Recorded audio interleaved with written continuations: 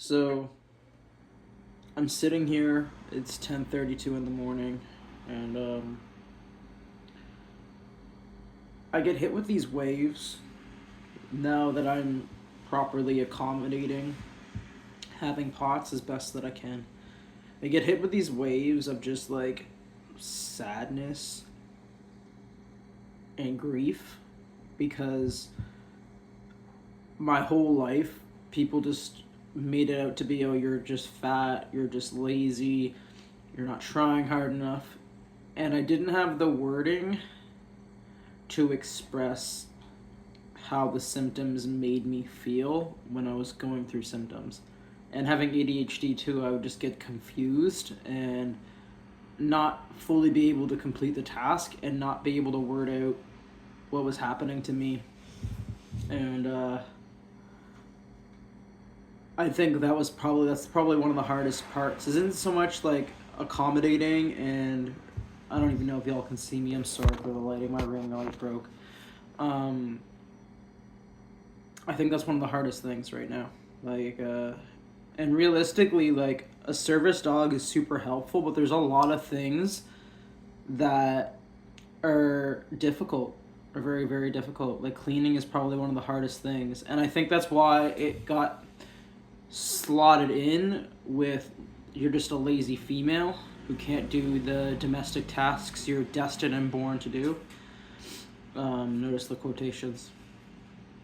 But there's a lot of grief because if someone had said, I see a lot of young service dog handlers that got diagnosed at like 13, like younger than that too. And there's things that I don't think I would have been able to do because I would have limited myself. But there's so much that, like, had I understood, my life would be very drastically different. And the cruelty that humans treat each other with, because it's my dog that got me diagnosed, is the way I train service dogs, especially this current dog, to just alert and tell me things in the environment, and then pattern recognition and collecting data and being like, oh wait, he's locking in on these moments. Oh wait, I do actually have heart pain. I should go get checked out. And when they tested me, my heart rate went from 50 beats per minute to 117 in under a minute. So I have severe POTS, and a big part of why I'm able to function is my dedication to training and fitness, and that attitude that I'm talking about. There's more than one reason why I call this canine kung fu. It's not just from learning from dogs; it's also having that attitude to not give up. Um,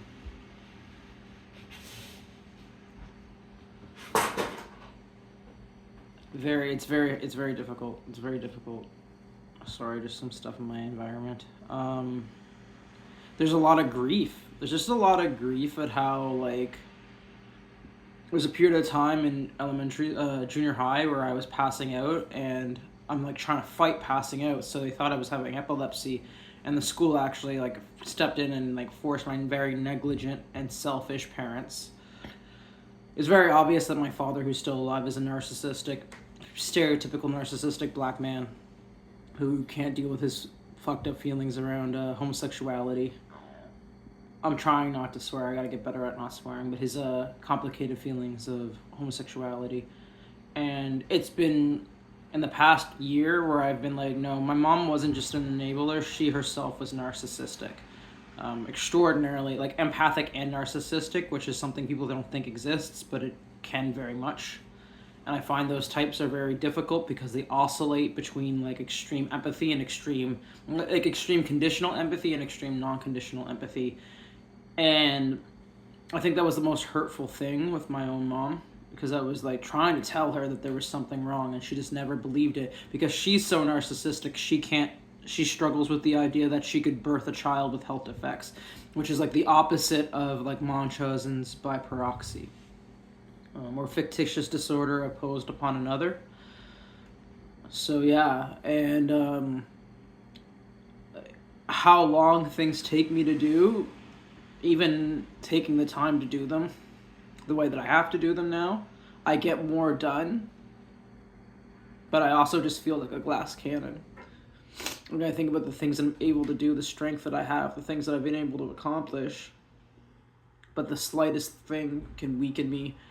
And because a lot of it's connected to domestics, it inherently takes down my value as a person, because the gender I was born into is inherently assigned to domestics. There's a lot of really hard things. If you're wondering what I'm doing, I'm petting my dog. There's a lot of really hard things to think about when it comes to the future and my health. And it's also really scary. I'm going to be talking more about this on this channel, but I was in a cult for about 10 years. And then I got involved in another one that I refer to as a high control group, even though that's technically the term. I refer to this as a cult, a martial arts cult. And I don't know if you guys know what standing pull is. It's when you hold one position for extreme periods of time, which I should never have been doing. I'm very grateful because it made me a very powerful person, but someone with POTS should not be standing in one position and letting all the blood pool to their legs and then trying to stand still, completely still as possible for over an hour. But there was this one, and the reason why I was able to do it is I always made sure to stay within my comfort level, which is what you're supposed to do. And when you have an abusive martial arts instructor that's running a cult, one of the things that they will do is try to break you. They're trying to break you to show that you're weak, especially when you start to do really well. They'll do something to be like, no, you see, you're not as good as you think you are. If you're wondering who this guy is, it's Mystery Within on YouTube. The dude's a fucking piece of shit. Sorry, I'm not supposed to swear, but what he's willing to do to women and young adults and young boys is unspeakable and so wrong. And this is one of these examples where it was just me and him. And I used to remember that that one-on-one time with him was something that I really valued. But he was using it to just torture me. So he gets me to do standing pull, and he gets me to go very low because he's just found out that I've been able to do an hour consistently every single day for months. And one of the reasons why I was doing that is another version of me in my head was trying to see, is this guy really that tough? Because he should have, either if I'm doing it right, he should be able to sense my power level increase, or I'll be doing it wrong. And he could tell that something was changed, but I never, he was thinking, oh, you're just doing it for 20 minutes because no one could ever be that dedicated to do this for an hour. And so I'm alone in his apartment, and he makes you smoke an insane amount of weed with tobacco, which I should not have been doing. But it's part of the reason why I struggle with the addiction now, because a youth counselor pushed it onto me, made me think that it would make me an enlightened warrior. But I digress. So we're doing standing pull, and my vision starts to cloud out. I start to see they call it greening out, but I'm seeing shapes and colors, and I can't see it all, and I start to get tunnel vision. I start to feel really fucked up, and I'm like, I gotta stop, dude. And he's like, it's just your mind. Just your mind. See how that was just your mind? You couldn't even do 20 minutes the way I was telling you to do it. You couldn't even do 20 minutes the way I was telling you to do it. So you can't actually even do it at all. And now that I know what a narcissistic cult leader is, I see that it was his inability to actually... How do I explain this? Narcissism and BPD are just yin and yang of one another, and they're both terrified of abandonment. But the narcissist, especially this type of narcissist, will come along and be like, I'm going to make you better. But they actually can't handle the idea of you ever being better. So once you start to get better, they will sabotage you in some way or need to bring you down. And it's funny because thinking back now, I remember being I don't even know what this dude's talking about. He's full of shit. I knew that. I was he's saying that it's just my mind. I know my mind pretty well at this point. Another thing I had done at that time was one of the trainings was to do the 24, the Feng Zi Quan modified of Chen style, and do that 20 times. One fast and upright, then medium and martial based, and then low and slow as possible. I went out to Dalhousie, just out by Dalhousie. I didn't have a cell phone, and it's back when they used to have a clock up there, a digital clock. And I was like, I'm going to do this as slow as possible every single rep. And he had known about that, and it messed him up because that took me 4 hours to do. And why I bring this up is I knew my mind really well, because that's when I really started seeing my self-defeated thoughts. Because once it got to like 10, if you're doing it, so the form probably takes you 5 minutes to 6 minutes to do. If you're doing it as slow as possible, it can take us 10 to 15. So I don't know. I was doing it as slow as I possibly could. And about 10 times in, my brain's just calling me a failure. Like, every nasty thought I used to think about myself, like, repetitively was coming in and hitting myself. But my body felt completely relaxed. And I realized, wow, how much of this is my mind, right? So I had already told him and his ex-fiance, who I'm assuming, from what I've seen, he was also extremely abusive to, and had us all tricked. Anyway, I digress. Allegedly. I just remember being like, there's no way that this is my mind. But we didn't even know what POTS was at that time. But you shouldn't even be pushing people this far. And this is the same dude that broke a dude's knee in 2 places because he was jealous and envious. So it's just interesting, because it's like, I was always being like, you're just like, so many things were put on, you're just a woman, you're just this, that's why you can't do it. And it's like, no, I have medical conditions that no one gives a shit about, because no one actually cares about me. And I'm internalizing your guys' lack of care as a character fault, not realizing it's like, yo, why did y'all birth a child and not care about them enough? And the damages that can be done, because there's a difference between being lazy and being sick, right? And I don't even really like that word, lazy. But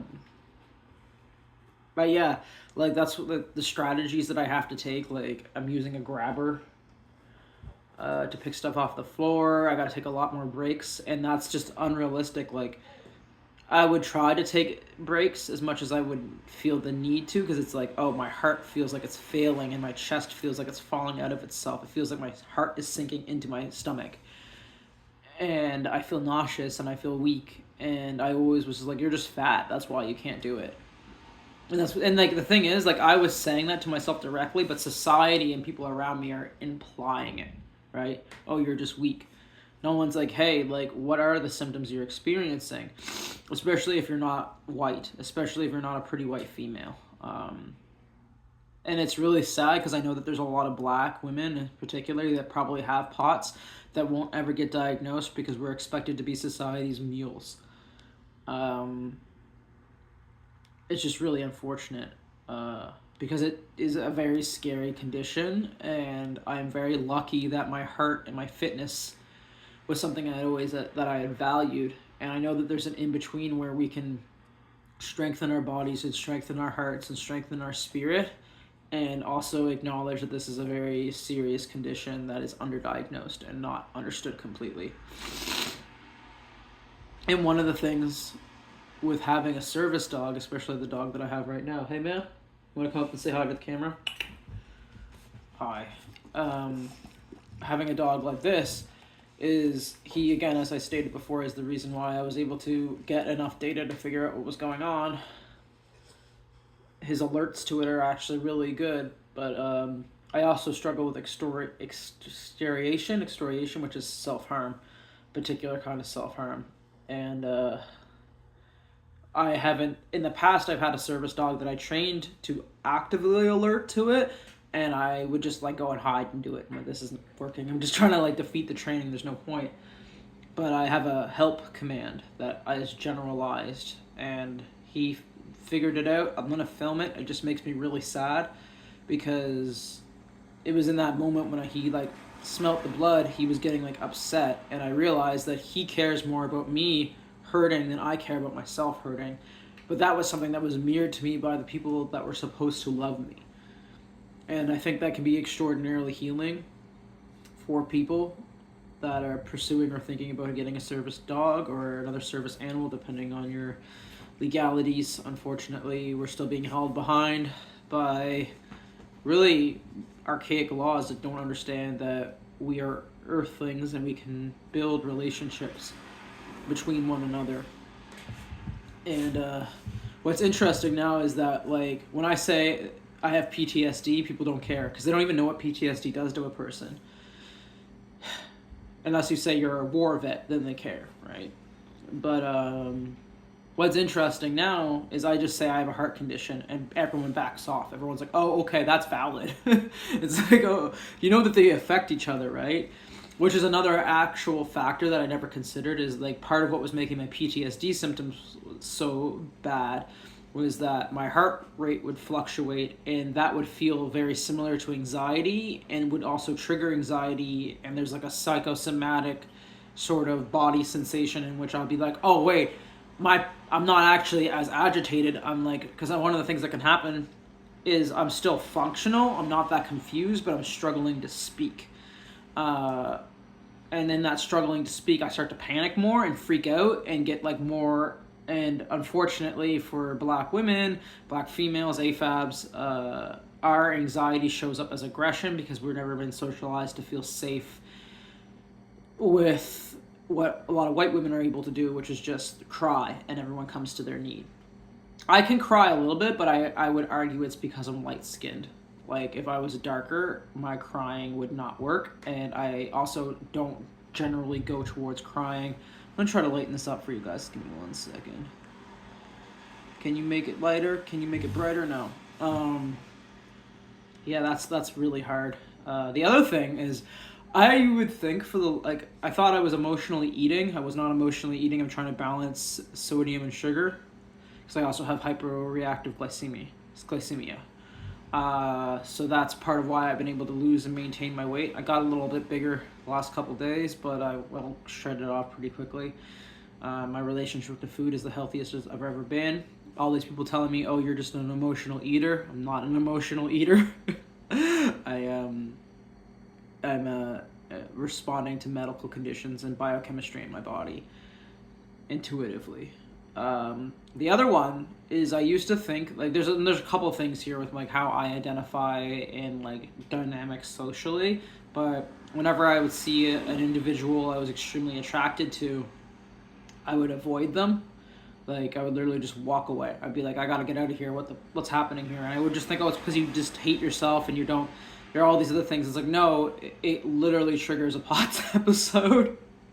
So it's like my heart will skyrocket and I like I didn't know what was happening, so I would just be like, I gotta go. Which is like one of the funniest weaknesses if you would know me in real life. I think that's really funny. And it would be interesting because I'd be like totally interested in this person. Like, oh my god, this guy's so hot. Be so into them, but they would think that I would hate them. Unless they're like kind of perceptive, but it would be like to the extent I could be with a group of people kind of like leading it, spitting, saying some funny stuff, getting everyone in the room laughing, and then the guy that I'm attracted to walks in and I'm like, I gotta go. I just leave. I gotta dip. I gotta go. And it's funny because people would think, oh, you're doing all this stuff to impress someone you like, and it's like, no, this is my personality, and now that there's someone in the room that I would love to be able to impress upon, I need to go hide in a corner because I'm terrified. And I used to think that was just trauma related, and yes, there is a bit of trauma in there, but it's a response to having POTS. So yeah, I just rambled for 18 minutes. This is why I need to get an editor. If you've watched this far, thank you so much. I appreciate you. You the best. I said I'm a lot. These are just like stream of consciousness videos until I can get an editor to help me. And I wanted to take a pretty solid break before I went back to cleaning, which is going to make me feel nauseous and sick and dizzy. So if you have or are considering that you might have POTS and you've watched this video, hopefully things I've talked about have let you know a little bit more about what the experience is like. What are things like a year after diagnosis? And I hope you have a great weekend. Peace.